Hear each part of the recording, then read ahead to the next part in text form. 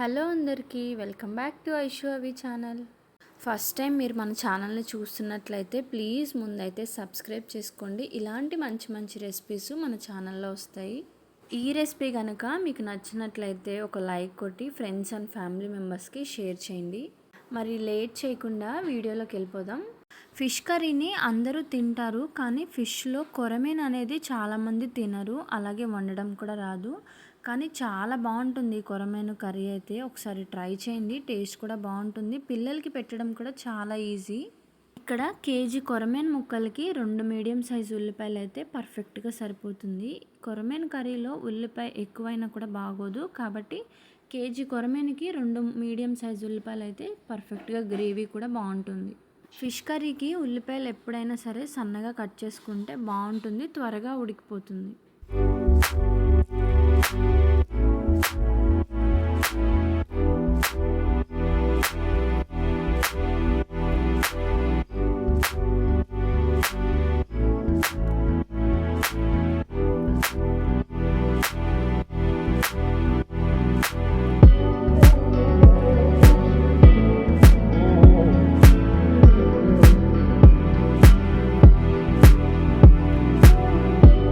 Fish కర్రీలో పచ్చిమిర్చి చాలా టేస్టీగా ఉంటాయి. చింతపండు పులుసులో ఉడికి తినడానికి చాలా బాగుంటుంది.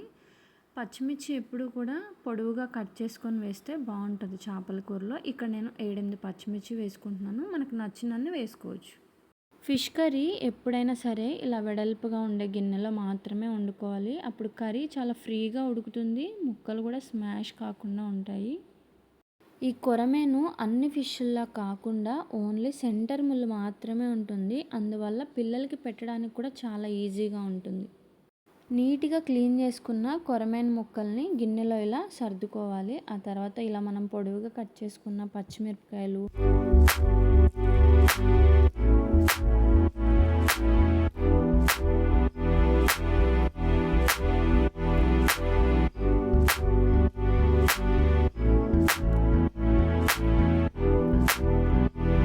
సన్నగా కట్ చేసిన ఉల్లిపాయలు, 1 స్పూన్ అల్లం వెల్లుల్లి పేస్టు.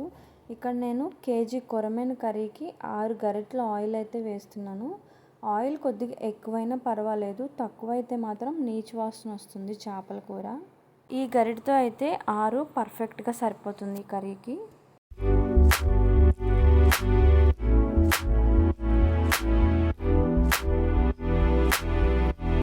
నాలుగు స్పూన్లు కారం, 1/2 స్పూన్ పసుపు, రుచికి సరిపడిన ఉప్పు వేసుకొని ఇవన్నీ కూడా చేప ముక్కలకి పట్టేలాగా బాగా కలుపుకోవాలి.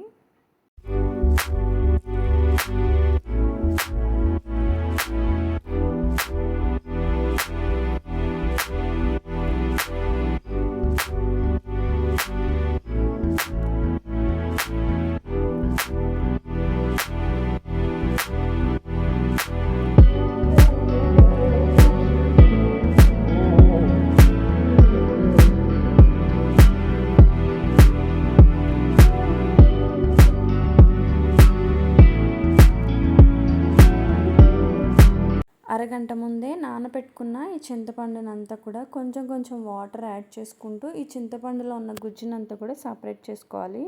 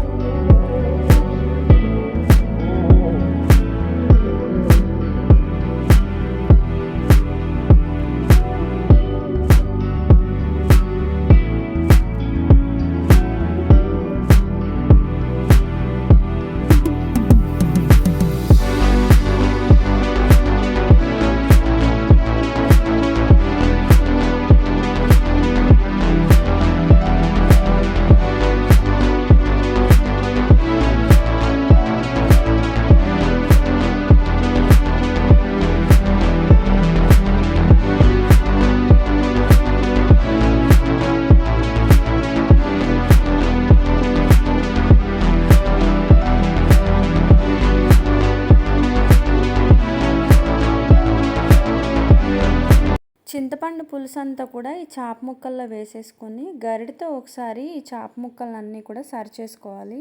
చింతపండు పులుసుని ముక్కలన్నీ మునిగేంత వరకు పోసుకోకూడదు. ముక్కలు ఎప్పుడు కూడా కనిపించినంత వరకు పులుసు మాత్రమే పోసుకోవాలి.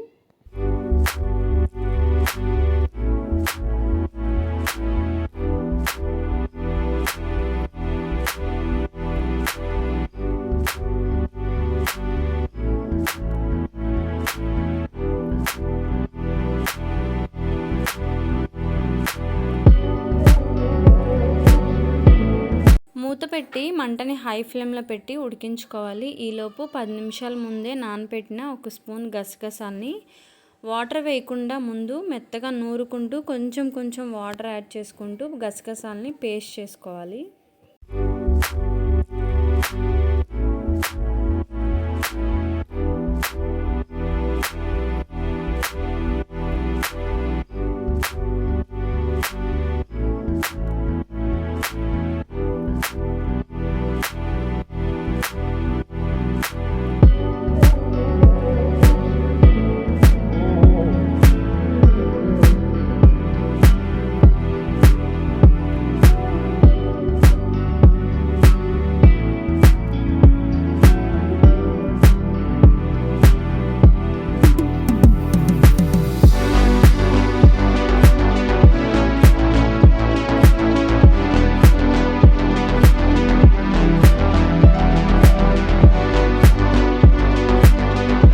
కర్రీ సగం పైనే ఉడికాక మనం నూరు పెట్టిన ఈ గసగసాల పేస్ట్ని అయితే ఇందులో వేసేసుకోవాలి.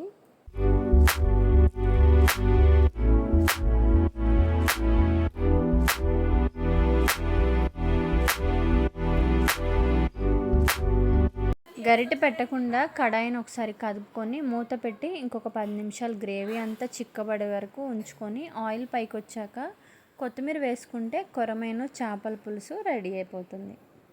రెసిపీ నచ్చితే కనుక మీరు కూడా ఒకసారి ట్రై చేసి టేస్ట్ ఎలా వచ్చిందో కామెంట్ చేసేయండి. అలాగే మన ఛానల్ని సబ్స్క్రైబ్ చేసుకోవడం మాత్రం మర్చిపోకండి.